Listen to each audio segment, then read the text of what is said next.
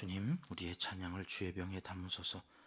찬송가 294장으로 하나님께 찬송 올려드리겠습니다.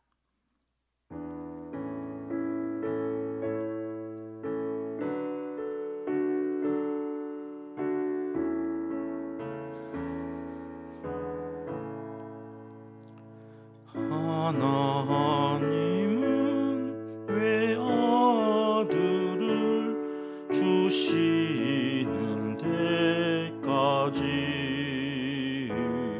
세상 사람 사랑하니 참 사랑이로다.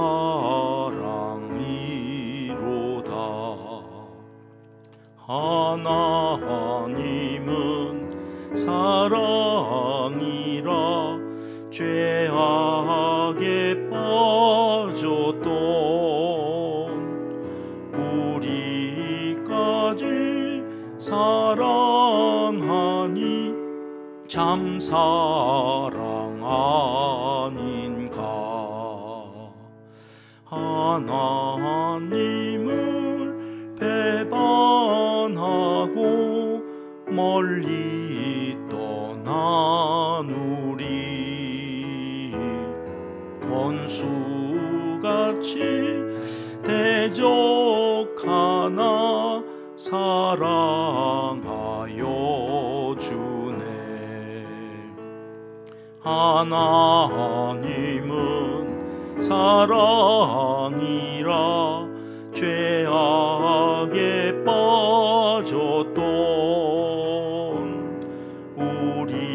우리까지 사랑하니 참 사랑 아닌가.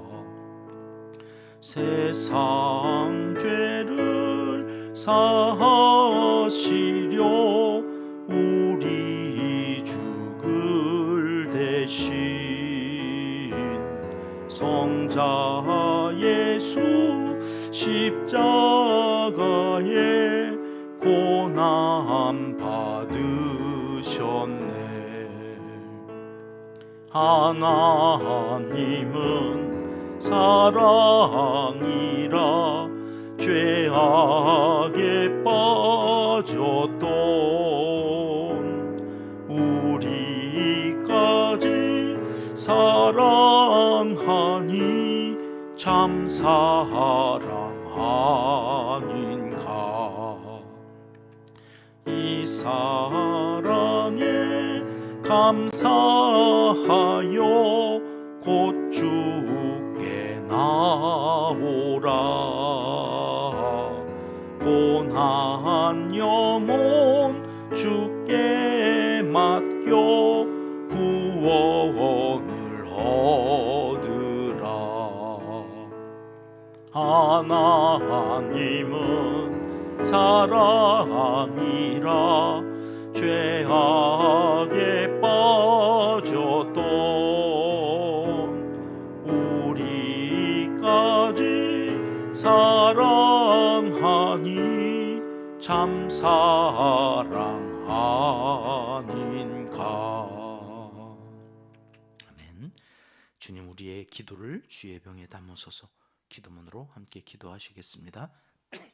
사랑과 공의의 우리 아버지 하나님, 12월의 첫 주간을 은혜로 보내게 하시고 오늘 토요일 마지막 날 새벽을 깨우며 하나님께 첫 시간을 드리게 하심을 진심으로 감사, 찬송, 영광을 올려드립니다.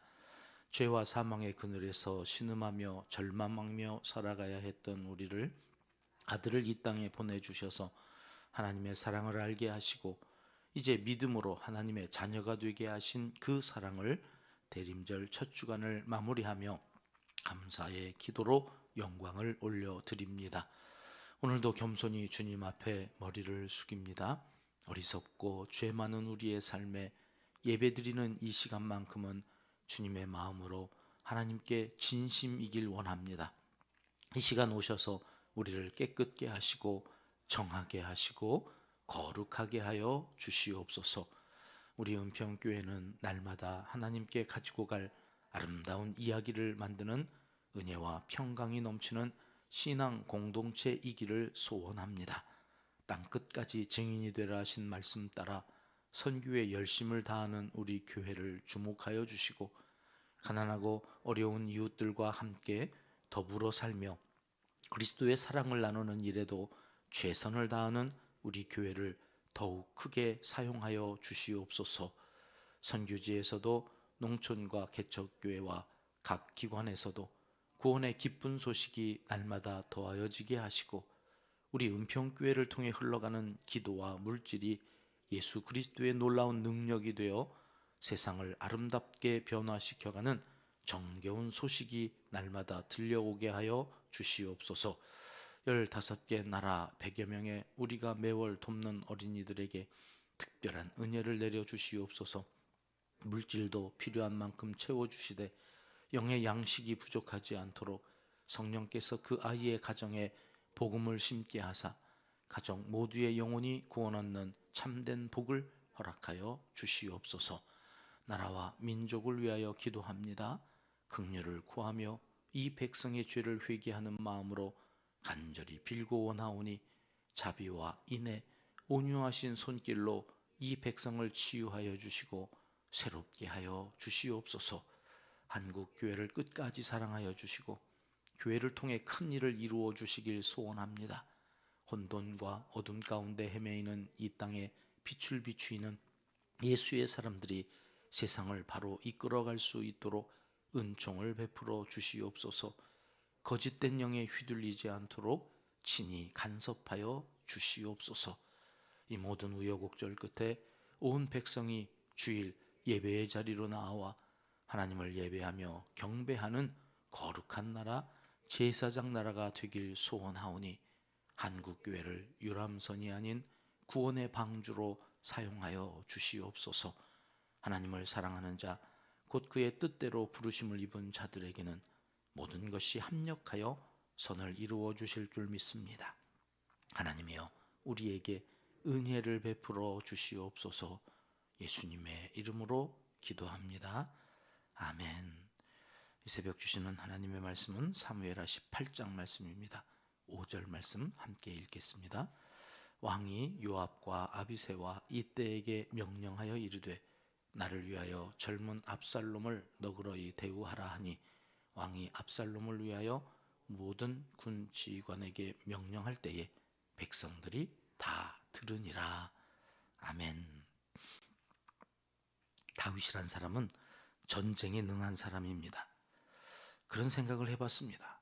다윗이 역사에 등장하는 그 골리앗과의 전쟁과 이제 왕이 되어서 그 수하의 용맹스러운 장수들이 많이 있는 지금 이 상황에서 압살롬과의 전쟁, 이 두 전쟁 중에 어떤 것이 더 어려운 싸움이었을까? 갑옷이 있어요. 무기가 있어요. 맨몸으로 나아가서 골리앗과 전쟁을 치를 때 객관적으로 볼 때에는 이때가 더 힘들지 않았을까? 생명의 위협이 사울 왕과 그 밑에 있었던 그 어떤 장수들도 감히 상대하지 못하고 벌벌 떨 때에 그 골리앗을 상대로 해서 다윗이 목동이었잖아요. 그저 작대기 하나, 네가 나를 개로 여기고 작대기 가지고 나오냐? 골리앗이 가소로 와서 그렇게 이야기할 정도로 다윗이 맨몸으로 나간 그 전쟁과 이제는 모든 게 준비되어져 있어요. 싸움도 싸울 만큼 싸워봤어요. 그 전쟁터에서 잔뼈가 굵은 그 다윗이 아들 압살롬과 이제 전쟁을 치러야 되는 이 상황, 객관적으로는 틀림없이 골리앗과의 전쟁이 힘들었을 텐데 마음으로 보면 압살롬과의 이 아들과의 전쟁을 치러야 된다는 것이 다윗에게는 골리앗보다도 더 힘들었지 않았을까? 그래서 그랬을까요? 칼 한 번 휘둘러 보지도 않고 예루살렘을 내어줍니다. 그리고 피난길에 나섭니다. 압살롬이 아히도벨의 전략을 물리치고 후세의 전략을 따르도록 하나님께서 개입하심으로 다윗은 시간을 볼 수 있었고 다시금 전열을 가다듬고 부대를 재편성해서 압살롬과의 피할 수 없는 전쟁을 치를 수 있게 됩니다만 그 모든 과정 하나하나가 다윗에게는 아픔이고 슬픔이고 상처였을 것입니다. 오늘 18장 1절은 이렇게 기록되어져 있죠. 같이 읽겠습니다. 이에 다윗이 그와 함께 한 백성을 찾아가서 천부장과 백부장을 그들 위에 세우고, 이에라고 하는 말은 압살롬이 아히도벨의 지략을 따르지 않고 다윗의 편인 후세의 지략을 따라서 다윗이 시간을 벌게 된 이후에, 이런 말이죠. 이후에 다윗은 무엇을 했는가? 천부장과 백부장을 세웠다. 여러분, 하나님의 일을 함에 있어서 제일 중요한 일이 무엇일까요? 그것은 사람을 세우는 일입니다. 사람이 중요합니다. 인사가 만사란 말이 그래서 생긴 거 아닐까요? 예수님께서도 이 땅에 오셔서 공생애를 시작하시면서 제일 공을 들였던 일, 가장 먼저 하셨던 일은 제자를 부르시고 그 제자들과 함께 3년 동안 동락한 것입니다. 먹고 마시는 현장에서 예수님이 하시려고 했던 그 모든 것들을 보여주는 거죠.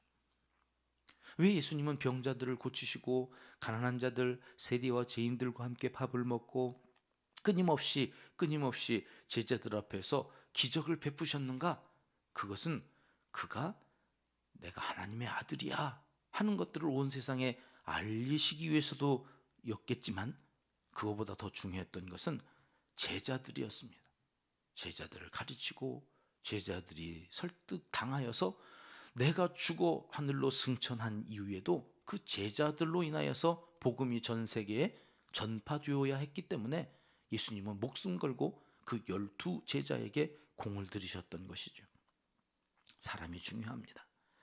교회의 중차대한 사명은 예배하는 일이고, 그 예배하는 이들을 교육하고 훈련하고 양육해서 주님의 제자로 세워가는 일이 어느 것보다도 더 중요한 일이 되겠습니다.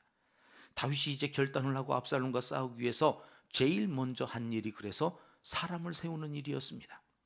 천부장을 세우고 백부장을 세웁니다. 2절 말씀으로 가보실까요? 같이 읽겠습니다.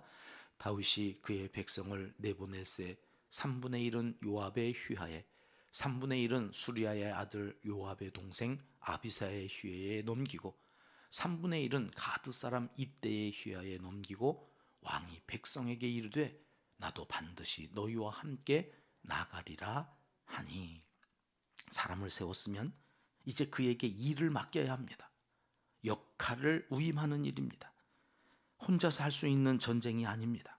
반드시 믿고 맡길 사람들을 세워서 그들을 훈련하고 교육한 다음에는 진짜로 믿고 맡겨줄 일들을 위임시켜주는 일입니다. 요압의 3분의 1, 또 아비새에게 3분의 1, 이때에게 나머지 3분의 1을 넘겨서 왕이 다 통솔할 수 없으니까 그들에게 역할을 맡기고 이제 다윗의 마음으로 나아가서 싸우게 하는 거죠. 교회는 하나님이 일하십니다. 그런데 어떻게 일하십니까? 사람을 통해서 일하십니다. 하나님의 사람. 그 하나님의 사람은 어떻게 만들어지는 것입니까? 훈련과 교육을 통해서. 예수님께서 그 제자들을 함께 먹고 마시면서 뼛속까지 복음에 대하여, 하나님 나라에 대하여 가르쳤던 것처럼 여러분, 교회에서 예배만 드려서는 하나님의 사람으로 쓰임받을 수가 없습니다. 예배는 밥 먹는 거예요. 밥 먹는 거. 밥 잘 먹었다고, 인생 밥 잘 먹은 것으로 내가 잘 살았다, 그건 말이 안 되잖아요. 밥을 왜 먹어요? 일하려고. 예배는 밥 먹는 거예요. 밥만 잘 먹고 끝. 그렇게 쓰임받는 사람은 없어요.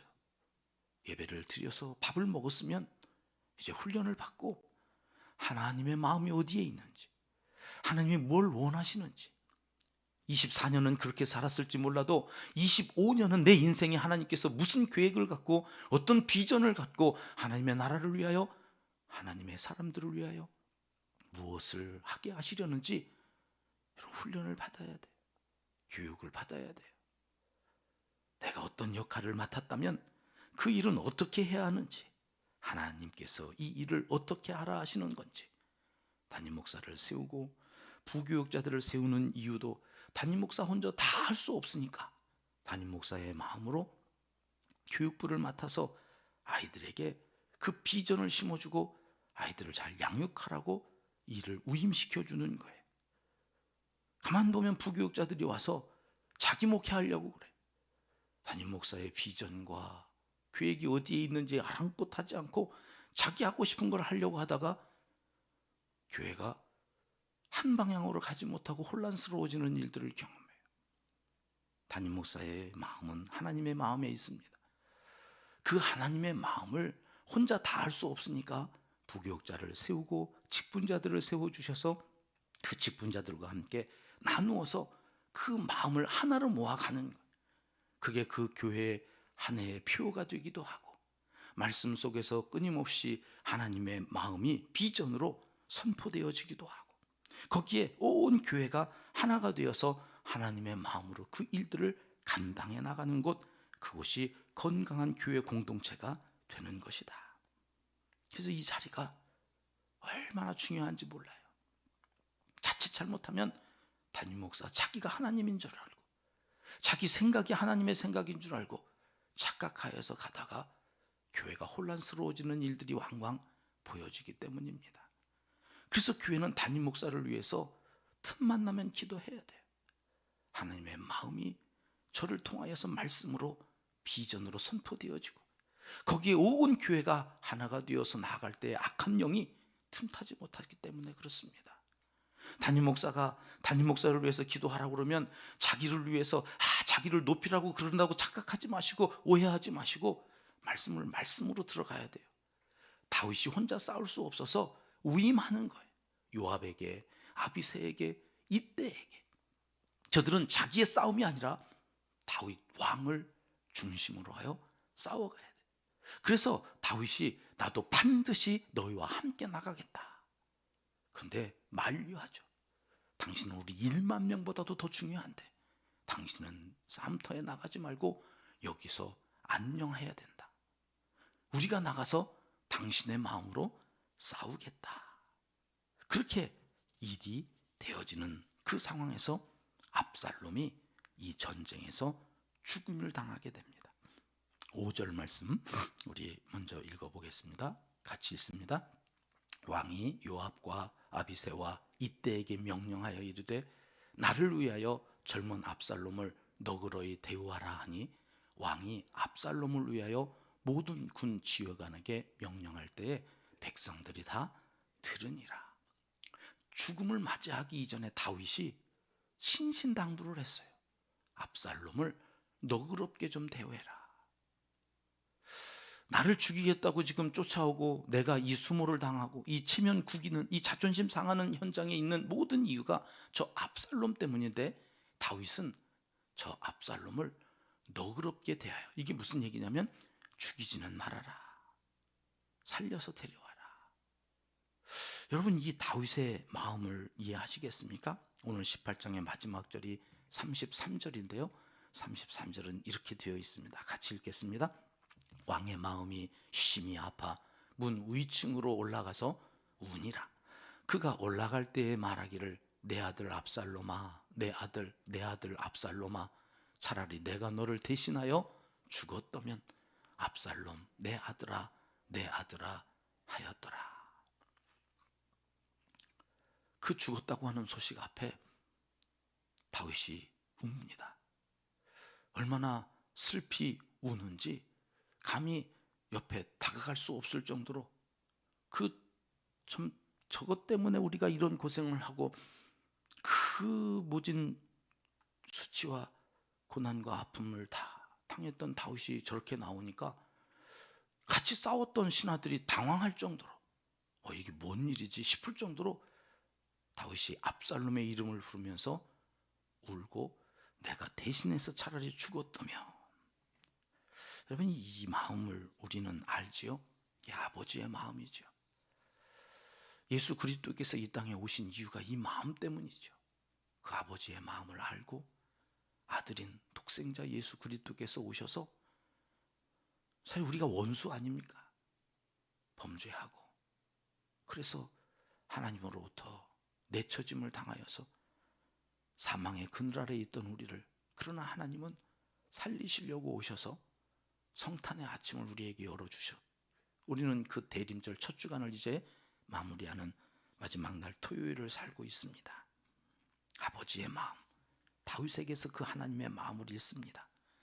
내일 두 번째 주일에는 초가 하나 더 켜지겠죠. 더 밝아졌다는 거예요. 하나님의 마음을 알고 그 하나님의 마음이 우리 안에 더 빛으로 환하게 비춰져서 더 어둠이 물러가고 우리 안에 있는 근심과 걱정, 그 모든 것들이 다 하나님의 그 마음 안에서 녹아져 내리는, 초가 그 불에 천농이 되어 녹아져 내리듯이 우리의 근심도 녹아져 내리고 아픔도 원망도 불평도 다 녹아져 내리고 예수 그리스도께서 주시는 구원과 그 구원의 기쁨과 그 감사가 넘쳐나는 이 대림절 주간을 보내게 하시려고 오늘 마지막 날, 첫째 주간의 마지막 날 하나님의 마음을 다윗을 통해서 우리에게 보여주시는데, 그 마음을 이 새벽에 기도하면서 마음에 담고 나가셔서 아버지의 마음을 오늘도 넉넉히 누리시면서 살아가시는 하나님의 사람들이 되시기를 이 새벽 하나님은 간절히 원하시고 계십니다. 기도하겠습니다. 하나님 아버지, 원수 같은 아들의 죽음 앞에서 슬피 우는 다윗에게서 하나님의 마음을 읽습니다. 죄인인 우리를 부르셔서 하나님의 천국 백성 삼으시고 오늘도 주님 앞에 나와 기도하는 우리를 보시며 기뻐하실 그 하나님의 마음을 헤아려 오늘 하루도 주님의 기쁨, 하나님의 기쁨이 되어 살아가도록 우리를 인도하시고 우리와 함께하여 주시옵소서. 다시 오실 주님을 기대하며 사모하며 이 대림절 주간을 보냅니다. 우리 안에 어둠이 물러가고 빛이 환하게 비추어져 밝은 사람의 얼굴로 오늘 또 살도록 도와주시옵소서. 예수님의 이름으로 기도드립니다. 아멘. 주님 가르쳐 주신 기도입니다. 하늘에 계신 우리 아버지, 아버지의 이름을 거룩하게 하시며 아버지의 나라가 오게 하시며 아버지의 뜻이 하늘에서와 같이 땅에서도 이루어지게 하소서.